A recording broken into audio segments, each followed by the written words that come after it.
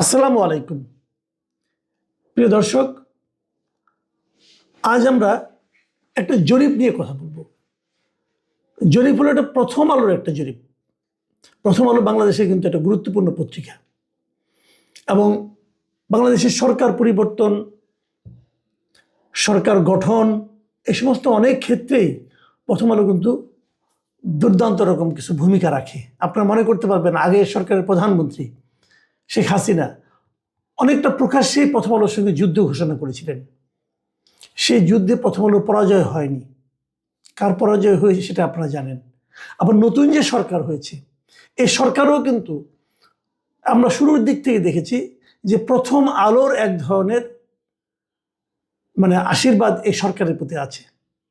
তারা সরকারকে নানাভাবে সমর্থন করে এবং যারা প্রথম আলোতে নিয়মিত কলাম লিখতেন, প্রথম আলোর ঘরানার সঙ্গে যারা জড়িত, এরকম কমপক্ষে ৩-৪ জন উপদেষ্টা এখানে আছেন। তারা প্রথম আলোতে কলাম লিখতেন, এখন তারা এখানে উপদেষ্টা হিসেবে আছেন, অথবা প্রথম আলোর ঘরানা হিসেবে তারা পরিচিত ছিলেন, তারা উপদেষ্টা আছেন। কাজেই প্রথম আলো অনেক সময় কিং মেকারের ভূমিকা বাংলাদেশে কাজ করে। বিগত 1-11 সরকারের সময় তাদের গুরুত্বপূর্ণ ভূমিকা কিন্তু আমরা দেখেছি। সেই প্রথম আলো যখন একটা জরিপ করে, তখন সেই জরিপকে কিন্তু গুরুত্ব দিতেই হয়। এবার তারা যে জরিপটা করেছে, সেই জরিপে তারা নিজেরা করেনি, একটা বেসরকারি গবেষণা প্রতিষ্ঠান কিমেকার্স কনসাল্টিং লিমিটেড এদের সাহায্য নিয়ে করেছে। ওরা করেছে প্রথম আলোর জন্য। কাজেই এটা প্রথম আলোরই বলে আমি বিবেচনা করতে পারি।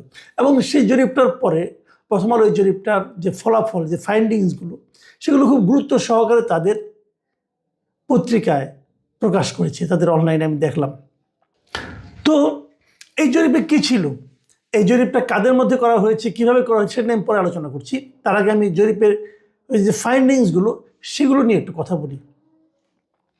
যেমন ধরুন, কতগুলি পয়েন্ট তারা, নাকি মেট্রোপলিটন শহর নাকি রাজধানী শহর সহ বিভাগীয় শহর আমি জানি না, 5টা নগর এবং 5টা গ্রাম বা আধা শহর, এই অঞ্চলগুলিতে তারা যারা প্রাপ্তবয়স্ক লোক আছে, তার মধ্যে আবার 55 বছর উপরে যায় নাই, 18 থেকে 55, এরকম 1342 জন লোকের মতামত নেওয়া হয়েছে। 1342, 1500ও না। এদের মধ্যে তারা মতামত দিচ্ছে এবং মতামত সংগ্রহ করেছে অক্টোবর মাসের 21 থেকে 28 তারিখের মধ্যে। এবং যারা জরিপ করেছে তারা বলেছে যে এটা একটা মতামত জরিপ, জরিপের এটা দেশের প্রতিনিধিত্বমূলক জরিপ তারা দাবি করছে আর কি। এবং তারা এটাও বলেছে যে জরিপের নমুনা এমন মানুষদেরই তুলে ধরেছে যারা অনলাইন বা ছাপা পত্রিকা পড়তে পারেন এবং আগামী নির্বাচনে ভোট দেওয়ার সম্ভাবনা রয়েছে। 3টা ক্রাইটেরিয়া তারা পত্রিকা পড়েন, অনলাইনে পড়ুক আর এমনি পড়ুক। অনলাইনেও কিছু লোক পড়ে, আবার কিছু লোক পড়ে না, আপনার পত্রিকা কিনে পড়ে। আবার যারা আগামীতে ভোট দিতে পারেন, যেহেতু প্রথম আলো একটা পত্রিকা, তারা এ ধরনের লোকই চাইবে, এটা খুব স্বাভাবিক। তারা এ ধরনের লোকজনদেরকে ইন্টারভিউটা নিয়েছে, একদম প্রান্তিক পর্যায়ে, যারা নাকি প্রান্তিক লোকজন তো আর পত্রিকা পড়ে না, তাই না? তো তাদের মতামত কতটুকু নিয়েছে আমি জানি না, বলতে পারবো না। এবং জরিপের ফলাফলের নির্ভরযোগ্যতা, কনফিডেন্স লেভেল, সেটা হলো 99%। যা ওনারা পেয়েছেন সেটা একদম নির্ভর করা যায়, তারা দাবি করছেন। এখন এগুলো আমি যেগুলো বললাম আমি, এগুলি ভালো, এগুলি নিয়ে আপনারা আলোচনা করতেই পারেন। সরকার ভালো মন্দ কী করলো কী করলো না, এটা নিয়ে তো আমরা কথা অবশ্যই বলতে পারি। কিন্তু আমার পাশাপাশি আবার আরেকটা কথা কিন্তু আছে। সেই কথাটা হলো, আমার কতগুলো প্রশ্ন জেগেছে, আমি ঠিক বুঝতে পারছি না এই প্রশ্নগুলো প্রথম আলো কীভাবে এটাকে জবাব দেবে। যেমন ধরুন, এখানে এক জায়গায় বলেছে যে অন্তর্বর্তী সরকার যেভাবে দেশ চালাচ্ছে তাতে আপনি কতটা সন্তুষ্ট।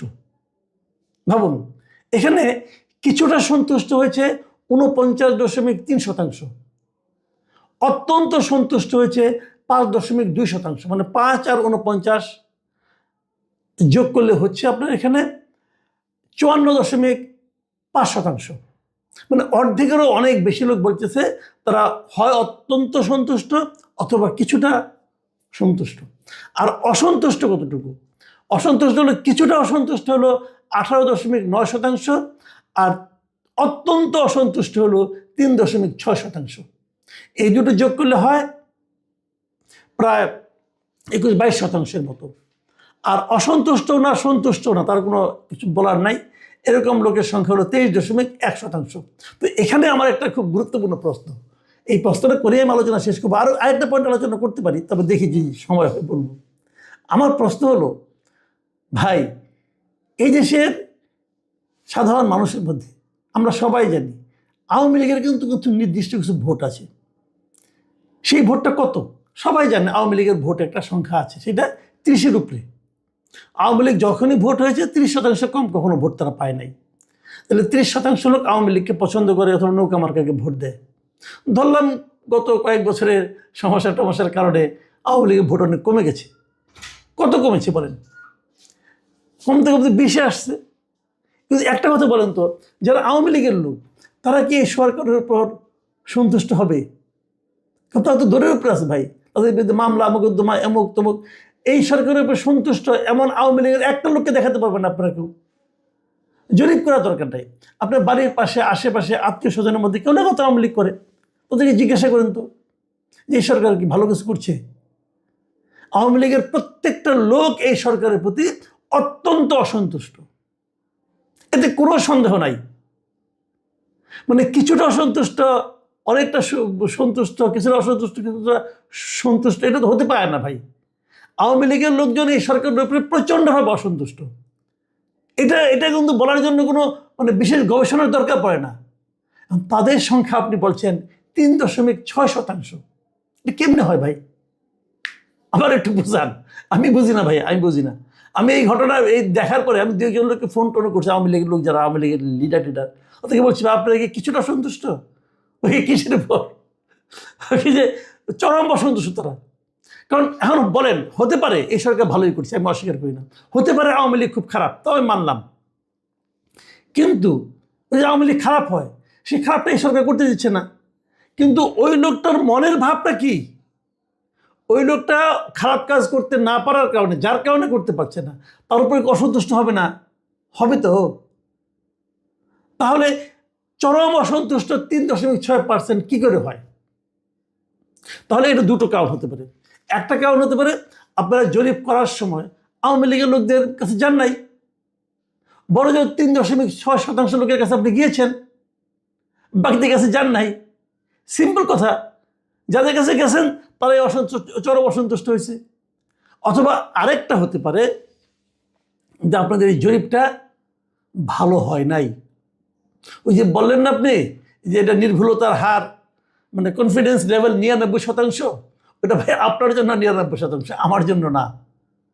এই জন্য আপনি যে কোনো লোকের কাছে যান, যাই বলেন যে এই সরকারের উপরে চরমভাবে অসন্তুষ্ট কত, সেটা যে 3.6% হয় রে ভাই, যদি বলেন অন্য সমস্ত আলাপ বাদ দিলাম, যদি এটা আপনি বলেন, তখনই আপনার কনফিডেন্স লেভেল 0-তে চলে আসবে। আপনি 99% বললে তো হবে না। তো এইটা একটা মতলবী জরিপ। অনেক ভালো ভালো কথা এখানে কিন্তু আছে। যেমন আমি একটা উদাহরণ দিয়ে বলি আপনাদেরকে, ওনার বেতন আগে ছিল 50 টাকা, এখন আমার বেতন হলো 50 টাকা। তাহলে কি আমার আয় বেড়েছে? না, আয় বাড়েনি। আয় কমেছে? না, আয় কমেনি। কিন্তু আমার জীবনকে আগের চেয়ে সহজ হয়েছে? সেটা কিন্তু হয়নি। কেন হয়নি? কারণ জিনিসপত্রের দাম বেড়েছে, মুদ্রাস্ফীতি হয়েছে, টাকার দাম কমেছে। আজকে থেকে 1.5 বছর আগে 50 টাকা মানে হলো এখনকার দিনের 35 টাকা ভাই। সেভাবে হিসাব করেন। আপনারা কি বোঝাচ্ছেন আমি বুঝলাম না কিছু। যাই হোক, তারপরেও এই জায়গাগুলি ভালোই আছে, কিন্তু ওই জায়গাটাতে নিয়ে আমার মহা আপত্তি যে চরম অসন্তুষ্ট 3.6%। ভাই আওয়ামী লীগের লোকদের বাদ দিয়ে জরিপ করলে তো জরিপ হবে না, তারা তো এই দেশে থাকে এবং তারা তো এই দেশে ভোটের সময় থাকবে। কাজেই জরিপ ভালো, আমি মনে করি এই ধরনের জরিপ আরও হতে থাকুক, বিভিন্ন অন্যান্য পত্রপত্রিকার জরিপ করুক। এবং আমি এটাও মনে করি এ ধরনের মানুষের কাছে ঘরে ঘরে যে জরিপ করার চেয়ে বাংলাদেশের প্রেক্ষিতে অনলাইনে জরিপ করা উচিত। অনলাইনে যা বলবো যে অনলাইনে জরিপ করে এক ধরনের লোক এসে ঝাঁপাইয়ে পড়ে, হ্যাঁ ঝাঁপাইয়ে পড়ুক, সমস্যা নাই। অন্য ধরনের লোকদের কেউ ঝাঁপাইতে না করে নাই, তারাও ঝাঁপাবে।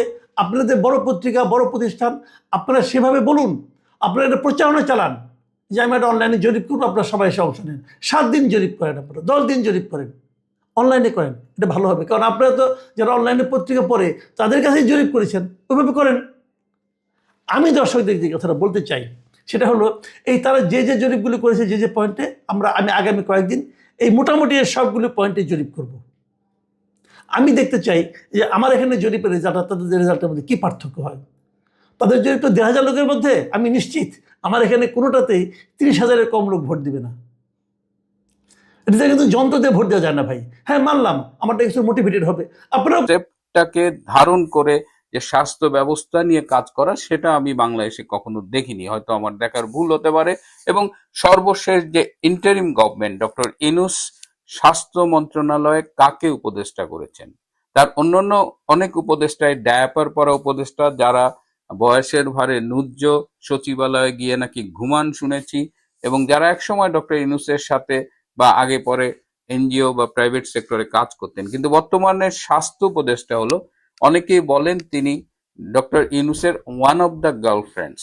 তিনি গ্রামীণ ব্যাংকে ডক্টর ইউনূসের সাথে দীর্ঘদিন কাজ করেছেন, কিন্তু তিনি স্বাস্থ্য বিশেষজ্ঞ বা স্বাস্থ্য ব্যবস্থাপনা সম্পর্কে অনেক ধারণা রাখেন, এরকম কোনো প্রমাণ আমরা অতীতে পাইনি। তাহলে কেন তাকে স্বাস্থ্য উপদেষ্টা করা হলো? এর অন্যতম কারণ হলো তিনি একাধিক অসুখে জর্জরিত, এবং বর্তমানে সরকারি খরচে দেশে বিদেশে তার চিকিৎসা চলছে। আমি দাবি জানাই সরকারের উচিত যে এই স্বাস্থ্য উপদেষ্টা দায়িত্ব নেবার পর থেকে এ পর্যন্ত কতবার বিদেশে গিয়েছেন চিকিৎসা করার জন্য, এবং তার চিকিৎসার জন্য সরকারের কত টাকা খরচ হয়েছে। এবং আপনারা বৈষম্যের বিরুদ্ধে কথা বলেছেন, আগের সরকারকে ফ্যাসিস্ট বলে নিজেদের সাধু পর্যায়ে উপস্থাপন করেছিলেন দেশ ও জাতির কাছে। কিন্তু আজকে যখন আমরা মানে কেস স্টাডি হিসেবেও যদি ধরি, স্বাস্থ্য ব্যবস্থাপনার দিকে তাকাচ্ছি, অর্থনীতিতে যেমন বাংলাদেশ একদিকে দেউলিয়া হচ্ছে, স্বাস্থ্য ব্যবস্থাতেও সে 12টা বেজে গেছে। তো শুরু করলাম স্বাস্থ্য উপদেষ্টা দিয়ে, এবার আসি এই সচিবালয় নিয়ে। সচিবালয়ে স্বাস্থ্য মন্ত্রণালয়ের 214 নাম্বার রুম, যাকে ডাক্তাররা অলরেডি বলেন যে এটা নাকি একটা আয়নাঘর, এটা ইউনূসের স্বাস্থ্য মন্ত্রণালয় আয়নাঘর। এই আয়নাঘরে বসে ডাক্তারদের বদলি, পদোন্নতি, এই শিক্ষকদের পদোন্নতি, এই সব কিছু নিয়ন্ত্রণ করা হয়, এবং এই নিয়ন্ত্রণ করতে গিয়ে কোনো নিয়মের তোয়াক্কা করা হয় না। এই ইউনূস সরকারের আমলে এবছরে 2 দফায় ডাক্তারদের যে প্রমোশন হয়েছে, সেখানে নিয়মের কোনো বালাই ছিল না।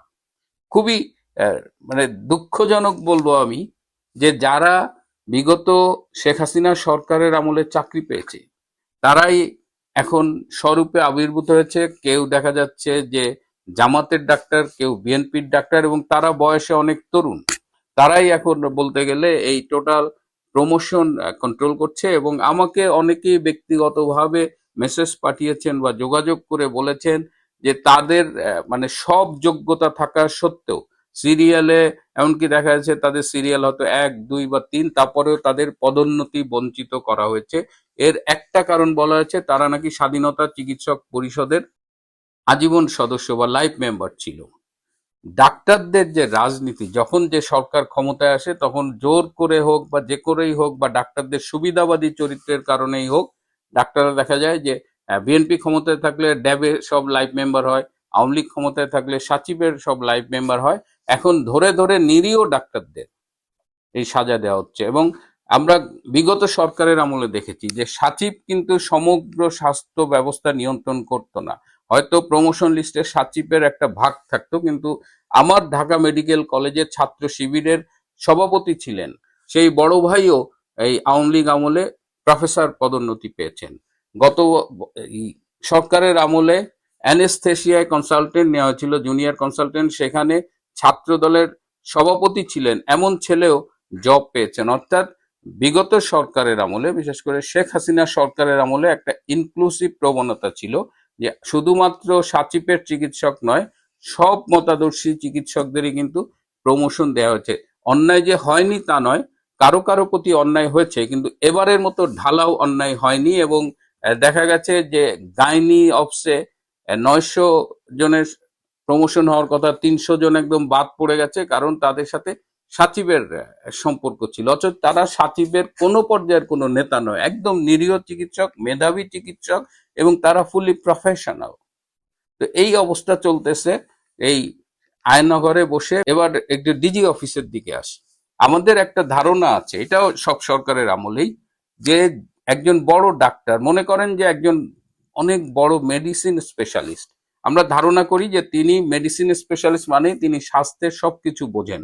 আপনি যদি আমাদের এই ডিজি অফিসে দেখেন, স্বাস্থ্যের ডিজি অফিসটা দেখেন, স্বাস্থ্য অধিদপ্তরের দিকে তাকান, কারা ডিজি হয়।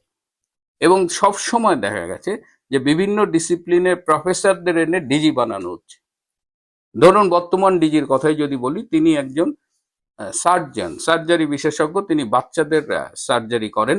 তো এই লোকটা সারা জীবন বাচ্চাদের সার্জারি করেছেন এবং এই সার্জন হওয়ার জন্য তিনি অনেকগুলো ডিগ্রি নিয়েছেন। এফসিপিএস, এমডি এইসব ডিগ্রি তাদের লাগে বা আরো বিদেশি ডিগ্রি থাকে। কিন্তু একটা দেশের স্বাস্থ্য ব্যবস্থাপনা বুঝবার জন্য, স্বাস্থ্য সেবা চালানোর জন্য, টোটাল ডিপার্টমেন্ট চালানোর জন্য এর জন্য একটা স্পেশালিটি দরকার। আপনি যেমন এফসিপিএস করে মেডিসিন স্পেশালিস্ট হচ্ছেন, সার্জন হচ্ছেন, গাইনি স্পেশালিস্ট হচ্ছেন, ঠিক তেমনি স্বাস্থ্য ব্যবস্থাপনার উপরেও আপনার পড়াশোনা করে বিশেষজ্ঞ হতে হবে। আপনি মেডিসিন স্পেশালিস্ট, আপনাকে ডিজি বানিয়ে দিল এবং আপনি স্বাস্থ্য খাতের একেবারে সবকিছু বুঝবেন, এটা অসম্ভব। এবং যার ফলশ্রুতিতে পুরো জাতি মাসুল দিচ্ছে, আমাদের স্বাস্থ্য ব্যবস্থা কখনোই কাঙ্ক্ষিত সাফল্য অর্জন করতে পারছে না। যদি বিগত সরকারের আমলে দেখি, 2009 সালে ক্ষমতায় আসার পরে প্রথম ডিজি হয়েছিলেন স্বাস্থ্যের অধ্যাপক শাহ মুনীর হোসেন, এবং শাহ মুনীর হোসেন স্যারের আমি একটা প্রবণতা লক্ষ্য করেছি যে তিনি স্বাস্থ্য ব্যবস্থাপনাটা শেখার চেষ্টা করেছেন এবং তিনি সেই বয়সেও পাবলিক হেলথে মাস্টার্স করেছিলেন।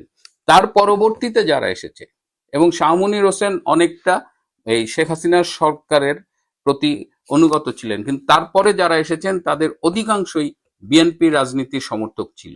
আওয়ামী লীগের সময় এই একটা অদ্ভুত জিনিস আমরা স্বাস্থ্য মন্ত্রণালয়ে দেখি, আমাদের সম্ভবত মন্ত্রীরা বা আমাদের কেউ কেউ খুব লাজুক, যে তারা মনে করে যে বিএনপি পন্থী ড্যাবের কাউকে বসাইলে বোধহয় ভালো হয়। যে কারণে এই 2006 সালে বিএনপির আমলে সর্বশেষ যার ডিজি হবার কথা ছিল কিন্তু হতে পারেনি, তিনি ছিলেন আবুল কালাম আজাদ স্যার। সেই আবুল কালাম আজাদকে আমরা 2 দফায় ডিজি বানিয়েছিলাম, অথচ তিনি যে বিএনপি সমর্থিত এটা সবাই জানত। এই আবুল কালাম আজাদকে পদে রাখার সুবিধা হলো যে তখন আপনি স্বাস্থ্য অধিদপ্তরে ঢুকলে বড় করে লেখা ছিল যে এই অফিস দুর্নীতিমুক্ত, এবং তিনি দুর্নীতির অন্যতম গুরু ছিলেন আর কি।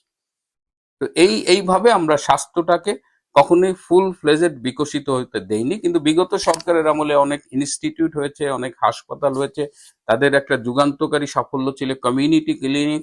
কিন্তু ওভারঅল যে স্বাস্থ্য ব্যবস্থাপনার একজন ব্যবস্থাপকের নেতৃত্বে হওয়া উচিত, সেই জায়গাটা হয়নি, এবং আজকে সেটা একদম চরম খারাপ অবস্থায় গেছে। আজকে অত্যন্ত অদক্ষ একটা লোকের হাতে এই স্বাস্থ্য সেবা ব্যবস্থা কে তুলে দেওয়া হয়েছে, এবং তিনি অধ্যাপক আবু জফর, তিনি সম্ভবত জামাতের রাজনীতির সাথেও ইনভলভ। তিনি এই কদিন আগে ময়মনসিংহে গিয়ে একজন ডাক্তারের সাথে যে ব্যবহারটা করেছেন, এটা কোনো প্রফেসরের পক্ষে করা সম্ভব না, কোনো ভদ্রলোকের পক্ষে করা সম্ভব না। মানে ভীষণ ইতর না হলে এই লেভেলের একটা ব্যবহার করা যায় না। আপনি পরিদর্শনে গিয়েছেন, আপনি হয়তো কোনো ভুল ত্রুটি পেয়েছেন, সেটা আপনি ভালোভাবে বলতে পারেন, আপনি প্রশাসনিক ব্যবস্থা নিতে পারেন। এবং উনি ময়মনসিংহে গিয়েছেন একজন সিনিয়র প্রফেসর, যে পুরা তার ক্যারিয়ারে কেবলই বঞ্চিত হয়েছে, এবং কদিন পরে রিটায়ারমেন্টে যাবেন তিনি, ডক্টর ধনদেব বর্মন।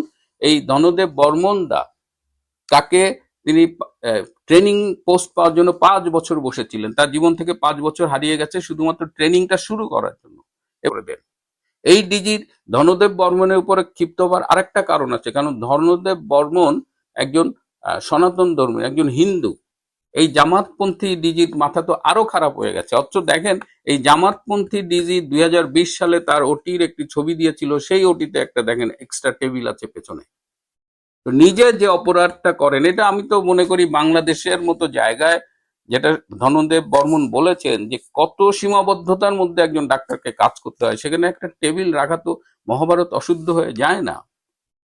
তো এই স্বাস্থ্য ব্যবস্থার এই অবস্থায়, মানে যেটা অর্থনীতি গেছে, এখন স্বাস্থ্যটাও গেছে, এই অবস্থায় আমরা জোর দাবি জানাই ধনদেব বর্মনকে একদম সসম্মানে নিজের চাকরিতে বহাল রাখা এবং ডিজির বিরুদ্ধে ব্যবস্থা নেওয়া, এবং অবিলম্বে এই স্বাস্থ্য উপদেষ্টাকে এখান থেকে অপসারণ করা। ডক্টর ইউনূসের তো টাকা পয়সার অভাব নাই, কেন এই স্বাস্থ্য উপদেষ্টাকে এখানে রেখে সরকারি খরচে চিকিৎসা করাতে হবে? স্বাস্থ্যটাকে বাঁচাতে সবার ঐক্যবদ্ধ হতে হবে। স্বাস্থ্য ব্যবস্থা শেখ হাসিনার আমলে সকল সীমাবদ্ধতা নিয়ে এবং আমাদের সকল অভিযোগের পরেও যেভাবে চলেছে, সেই তুলনায় সেটাকে যদি আমরা 10-এর মধ্যে 7 দেই, তাহলে আমি বর্তমানে ডক্টর ইউনূসকে 10-এর মধ্যে 2 দিতেও দ্বিধাবোধ করব। এতটাই খারাপ অবস্থা বর্তমানে স্বাস্থ্য ব্যবস্থার। প্রিয় বন্ধুরা, কিন্তু দেশ নির্বাচনের দিকে এগিয়ে যাচ্ছে। তার প্রমাণ হলো কিছুক্ষণ আগে টেলিভিশনের স্ক্রলে আছে যে প্রধান নির্বাচন কমিশনার তফসিল ঘোষণা উপলক্ষে রেকর্ড করবেন, তার বক্তব্য রেকর্ড করবেন, অর্থাৎ জাতির উদ্দেশ্যে ভাষণ দেবেন, ভাষণে রেকর্ড করবেন। সেটি 10 তারিখে 10 তারিখে রেকর্ড করবে। 10 তারিখ হচ্ছে বুধবার, আর বৃহস্পতিবার এটি তিনি প্রচার হবে। অর্থাৎ আগে যে কথা হয়েছিল যে এই সপ্তাহের মধ্যেই, তো এই সপ্তাহের শেষ দিনটা হচ্ছে বৃহস্পতিবার। তার মানে বৃহস্পতিবার তফসিল ঘোষণা করা হচ্ছে, এটা মোটামুটি নিশ্চিত। এই ব্যাপারে সম্ভবত আর কোনো ভুল নেই। 10 তারিখে যদি রেকর্ড করা হয়, তাহলে 11 তারিখে তফসিল ঘোষণা করা হবে। এরপরেও আমি জানি যে অনেকের মধ্যেই এমন একটি ধারণা যে নির্বাচন হবে তো, সময় মতো হবে তো। আসলে কি নির্বাচন হচ্ছে? যেমন বেগম খালেদা জিয়া কি সত্যি যেতে পারবেন নাকি যাবেন না? কেন এই ধরনের মানে অনিশ্চয়তা? নির্বাচন নিয়েও একই রকম অনিশ্চয়তা। সেই অনিশ্চয়তা দূর হবে হয়তো শিডিউল ঘোষণা মধ্য দিয়ে। আমি অনেক আগেই বলেছিলাম যে ডিসেম্বরের ফার্স্ট উইকে, যেটা প্রধান নির্বাচন কমিশনার বলেছিলেন আগে বা নির্বাচন কমিশন থেকে, ডিসেম্বরের ফার্স্ট উইকে যদি তফসিলটা ঘোষণা হতো, তাহলে অনিশ্চয়তাটা আরো দূর হতো। যতক্ষণ না পর্যন্ত নির্বাচনের সুনির্দিষ্ট তারিখ ঘোষণা না করা হবে, ততক্ষণ পর্যন্ত এই অনিশ্চয়তা চলতে থাকবে। নির্বাচনের তারিখ ঘোষণার পরেও কিন্তু অনিশ্চয়তা চলবে, কারণ একটা প্রতিকূল পরিস্থিতিতে অনেকগুলো রাজনৈতিক দল, শক্তি, তারা আসলে এখনো হিসাব মিলাতে পারছে না।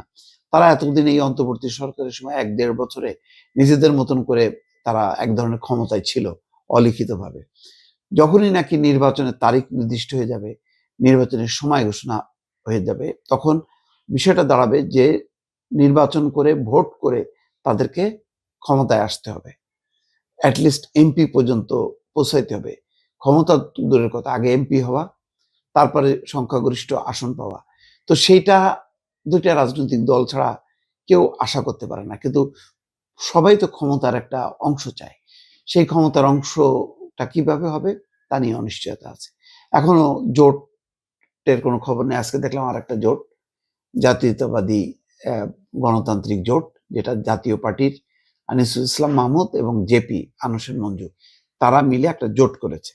তার আগের দিন 3 দলীয় জোট, এনসিপি, এবি পার্টি এবং রাষ্ট্র সংস্কার, তারা মিলে করেছে। তো এখন এই জোটগুলি করলেই তো হবে না। জোট মানেই তো ভোট তাদের আছে যথেষ্ট পরিমাণ জেতার জন্য, তা তো না। তার মানে এই জোট মিলে এখন তারা বার্গেন করবে জামাতের সাথে বা বিএনপির সাথে, তারপরে হয়তো নিশ্চিত হবে। ততক্ষণ পর্যন্ত কিন্তু এই ধরনের একটা চলতে থাকবে যে বেগম খালেদা জিয়ার শারীরিক অবস্থার অবনতি হচ্ছে, তাহলে কি নির্বাচন হবে? ভারত তো চায় না এইভাবে নির্বাচন, তাহলে কি হবে কিনা?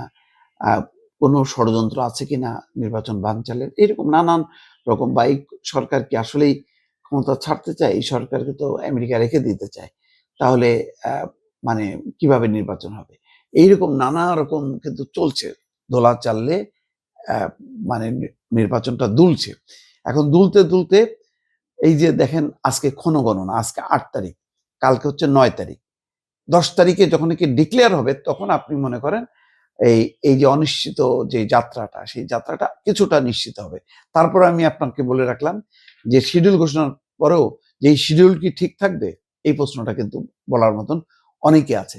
এবং একেবারে যারা অনিশ্চিত মানে সময়টা দেখছে যে নির্বাচনের একটা অনিশ্চিত, তাদের পেছনে কিন্তু যথেষ্ট যুক্তি আছে এবং এই যুক্তিগুলি কিন্তু আপনি ফেলে দিতে পারবেন না। কিন্তু পরিস্থিতি এমন, বাংলাদেশের এখন অস্তিত্ব নির্ভর করছে যে নির্বাচন হবে কি হবে না। নির্বাচন হইলে আপনি বাঁচলেন এবং নতুন চ্যালেঞ্জ, নির্বাচনের পরেও কিন্তু সংকটটা থেকে গেল।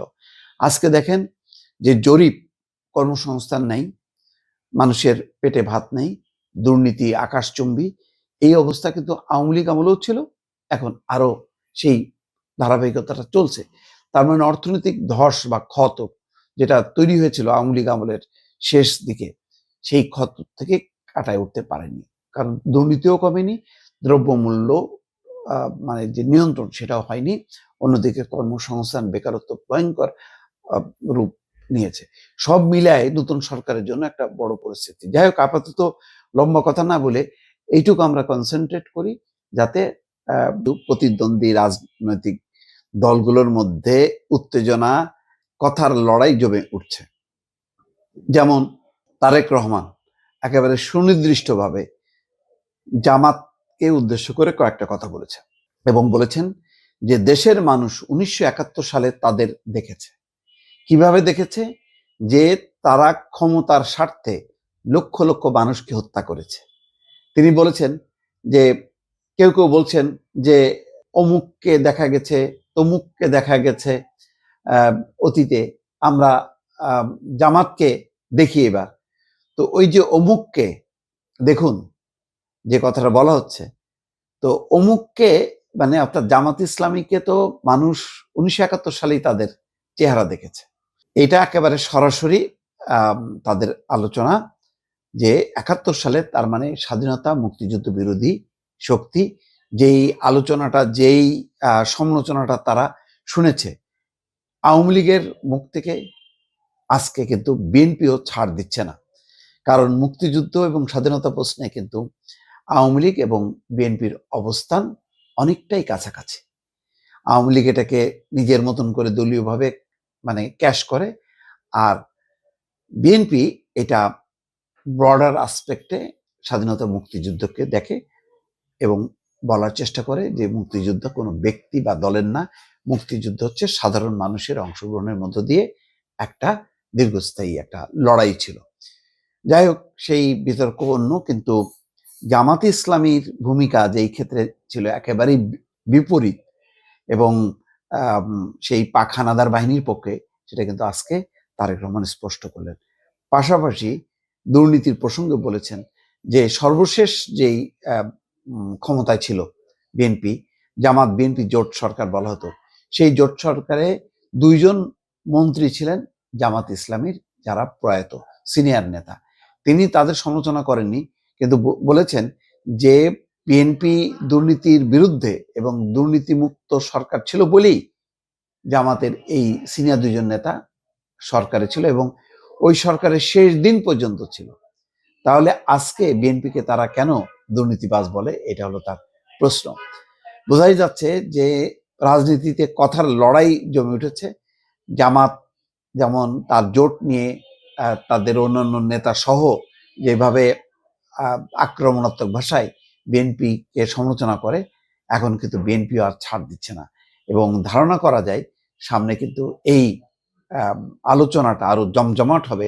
স্বাধীনতা মুক্তিযুদ্ধে প্রশ্নে জামাতের ভূমিকা কি ছিল, এই ভূমিকার কারণে দেশের মানুষ কি আগামীতে তাদেরকে ভোট দেবে কি দেবে না, এই আলোচনাটা বিএনপির সামনে আনতে চাই। নির্বাচন যত ঘনিয়ে আসছে ততই রাজনীতিতে নানা রকম চমক দেখতে পাবেন।